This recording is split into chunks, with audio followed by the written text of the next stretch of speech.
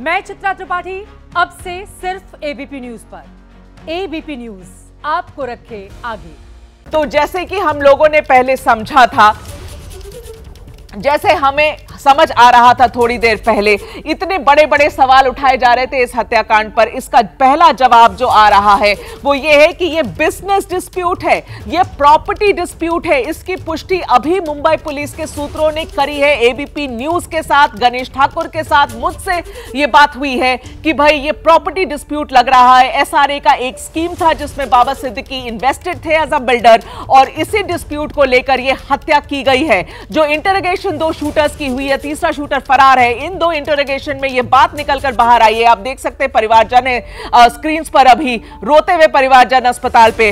मगर ये बहुत बड़ी खबर है, इसे हमें बार बार फ्लैश करना है कि प्रॉपर्टी डिस्प्यूट इस हत्या के पीछे का कारण हो सकती है, जो कि मुंबई पुलिस अभी कह रहे हैं।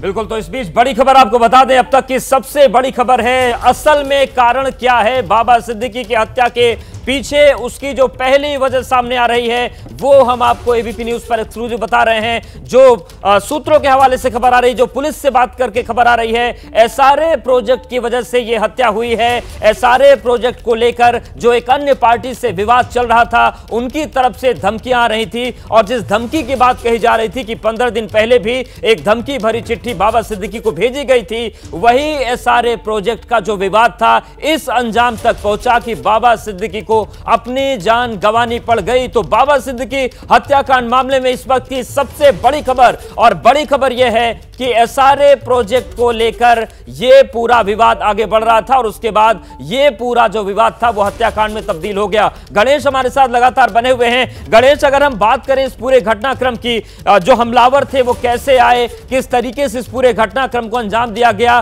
पूरा जो क्राइम सीन था वो एक बार आपसे हम समझना चाहते हैं। जी देखिए, एबीपी न्यूज के पास एक्सक्लूसिव जानकारी कि आखिर घटनाक्रम क्या हुआ। इसमें कुछ चौंकाने वाली बातें भी सामने आ रही हैं।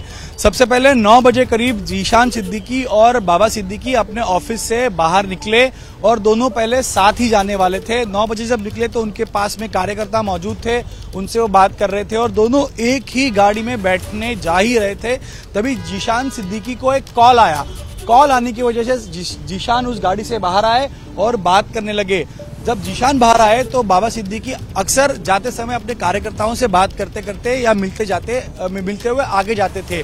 जब वो अकेले थे तो अचानक से एक बम फटने की आवाज आई और बहुत धुआं हुआ। अब वो बम था या टीयर गैस था या किस तरह क्या चीज थी, ये अब तक पुलिस ने साफ नहीं की है, लेकिन उस समय एक बम फटने की आवाज आई तो लोगों को ये लगा कि पास ही में एक मंदिर है, दुर्गा माता का विसर्जन हो रहा है, तो शायद वहां के लोगों ने पटाखे फोड़े होंगे, तो लोगों ने उसे नजरअंदाज किया।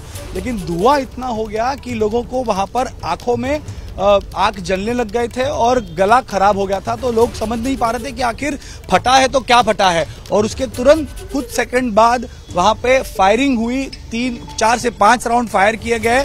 तब लोगों को पता चला कि आखिर यहाँ कुछ गड़बड़ है, गोलियां चल रही हैं। जब गाड़ी के पास गए, धुआं वहां इतना था, गाड़ी के पास गए तो गाड़ी के अंदर बाबा सिद्दीकी खून से लथपथ थे, और 3 लोग धुएं का सहारा लेते हुए वहां से भागते हुए नजर आए। लोगों ने उनका पीछा करने की कोशिश की, और मुंबई पुलिस का एक बंदोबस्त आगे कुछ ही डिस्टेंस में लगा हुआ था, तो उन्होंने हंगामा देखते हुए, लोगों की चीख पुकार सुनते हुए उन तीनों को पकड़ने की कोशिश की, जिसमें से 2 लोग गिरफ्तार हुए।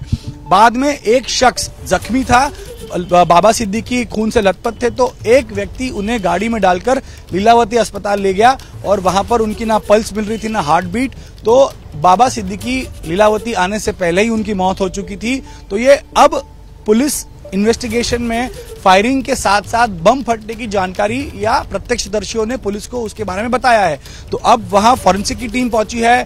बैलिस्टिक रिपोर्ट आगे बहुत महत्वपूर्ण होता है, इसलिए बुलेट्स को प्रिजर्व किया जा रहा है, उसको अपने कस्टडी में पंचनामा करके लिया गया है। लेकिन अगर बम फटा होगा तो क्या था, मेरे मुताबिक शायद टीयर गैस होगा, क्योंकि वहां पर लोगों ने आग जलने की और गला खराब होने की उस धुएं की वजह से बात कही है। तो पुलिस इन्वेस्टिगेशन कर रही है कि आखिर वहां पहले क्या फोड़ा गया, और बाद में पिस्टल जो जब्त हुई है उसी से बाबा सिद्दीकी पर हमला किया गया, या और भी वेपन्स थे जिसका इस्तेमाल हुआ था। 3 गोलियां लगी थी, एक पूरे सीने से आर पार हुई, 2 गोलियां दूसरे वाइटल ऑर्गन्स में लगी थी। इसी वजह से उन्हें अस्पताल लाने से पहले ही उनकी मौत हो गई थी। गणेश, ये जो न्यूज आप ब्रेक कर रहे हैं, जिसकी कॉन्फर्मेशन मेरे पास भी आई है कि प्रॉपर्टी डिस्प्यूट हो सकता है इसके पीछे, मुंबई पुलिस का ऑलमोस्ट ये कहना है कि एसआरए की एक स्कीम है जिसकी वजह से मौत के घाट उतारा गया बाबा सिद्दीकी को, और शायद टारगेट पर जीशान सिद्दीकी भी थे क्योंकि दोनों साथ निकल रहे थे, दोनों साथ गाड़ी में बैठने वाले थे। ये तो सिर्फ एक स्ट्रोक ऑफ लक माना जाएगा कि जीशान को फोन आया और वो पहले निकल गए।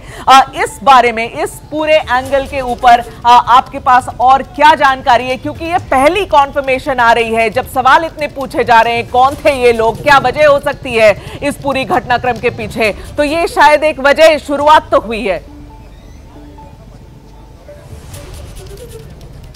जी देखिए, इसकी तह तक पुलिस को पहुंचना होगा।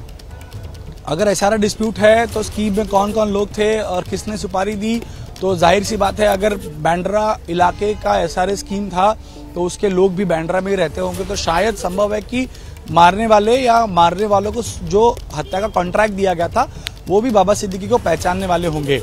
अब जब लेटर आया, उस लेटर के बाद में पुलिस ने वाई कैटेगरी की सिक्योरिटी दी थी, लेकिन उसके बावजूद ये हुआ।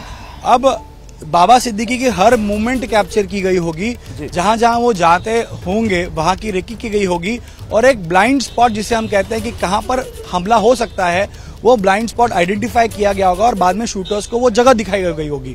तो यही वजह है कि इसके पीछे कौन कौन है ये आज पुलिस जांच में आएगा। शूटर्स तो 3 थे कि आज 2 बड़ी रैलियां थी, दशहरे का पर्व है, जिस तरीके से क्राउड सड़क पर उतरता है वो किसी से छिपा नहीं है। लगभग कितने फोर्सेस के तैनाती की बात थी, क्योंकि ऐसे जब मौके होते हैं तो चाक चौबंद सुरक्षा के दावे होते हैं, तो उन दावों में कौन से आंकड़े पेश किए गए थे मुंबई पुलिस की तरफ से? जी देखिए, पुलिस की सुरक्षा या बंदोबस्त था, इसी वजह से 5 से 6 मिनट के अंदर वो दोनों शूटर पकड़े गए थे। अगर पुलिस की नाकाबंदी या पेट्रोलिंग या बंदोबस्त वहां नहीं होता तो शायद शूटर भाग जाते और इतनी जल्दी कंफर्मेशन भी नहीं मिल पाता कि आखिर हत्या किस वजह से हुई है, शूटर्स कौन है। और शूटर्स ने कुछ लोगों के नाम भी लिए हैं जिनको पकड़ने के लिए अब पुलिस की टीम बनाई गई है। क्राइम ब्रांच की 3 टीमें हैं। एनकाउंटर स्पेशलिस्ट दया नायक जो बांद्रा यूनिट 9 के इंचार्ज हैं, वो भी इस मामले में अब अपनी जांच कर रहे हैं, और क्राइम के जॉइंट सीपी लक्ष्मी गौतम के अलावा सत्यनारायण चौधरी जो एल&ओ है, लॉ एंड ऑर्डर के जॉइंट कमिश्नर हैं, वो भी इन्वेस्टिगेशन कर रहे हैं। यानी क्राइम ब्रांच और डिटेक्शन टीम लोकल पुलिस की इन्वेस्टिगेशन कर रही है, और पुलिस की पेट्रोलिंग या पुलिस की नाकाबंदी थी, इस वजह से वो पकड़े गए। आज मुंबई में 2 बड़ी रैलियां थी, एक दादर में थी शिवसेना उद्धव ठाकरे ग्रुप गठ की, और एक थी मुख्यमंत्री एकनाथ शिंदे की शिवसेना की आजाद मैदान में। जाने का जो क्राउड था, जो आउटगोइंग क्राउड होता है, उसी के लिए यह बंदोबस्त लगाया गया था, और दशहरा होने की वजह से और सेंसिटिव जोन होने की वजह से मुंबई पुलिस की नाकाबंदी उस जोन में थी, और इसी वजह से शूटर्स को वहां 5 से 6 मिनट के अंदर पकड़ने में पुलिस को कामयाबी मिली। अब सवाल यह बनता है कि अगर इस तरह की साजिश रची जा रही थी तो इंटेलिजेंस फेलियर इसे माना जाएगा क्या? अगर इंटेलिजेंस फेलियर है तो उसकी जवाबदेही भी होगी, और उसके लिए कौन जिम्मेदार है ये जांच में या प्रिलिमिनरी इंक्वायरी में, या हम कह सकते हैं इंटरनल इंक्वायरी में पुलिस के आला अधिकारी सामने लाएंगे, उसे साफ करेंगे।